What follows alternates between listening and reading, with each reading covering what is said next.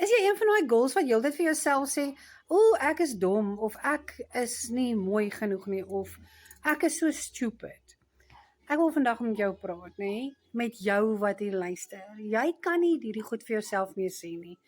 Jy moet op 'n punt kom wat jy besef dat jy meer werd is as dit.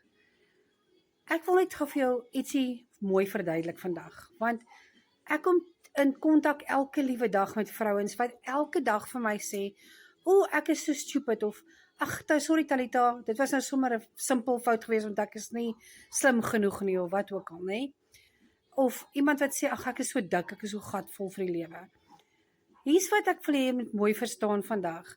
Wat jy sê oor jou lippe, oor jouself, hoor jy. Wat jy hoor, gaan jy begin en dit herhaal, gaan jy begin glo.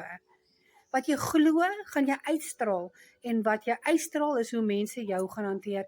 Met ander woorde, jy kan nie dan aan die einde van die dag as iemand lelik is met jou, sê jy, "O ja, maar dit is nou nie reg nie," want jy het dit dan begin. Dis tyd dat jy mooier praat oor jouself. Verstaan hoe die lewe werk. Dis tyd dat jy jou waarde ken. God het jou geskape. Die Heilige Gees leef binne jou en Jesus het vir jou gesterf. Jy is teen 'n baie duur prys gekoop. Waardeer jou liggaam in die liggaam wat jy nou is en werk daaraan as jy moet, maar gewaardeer wat jy nou het. Dankbaarheid. Julle, dankbaarheid is 'n groot ding.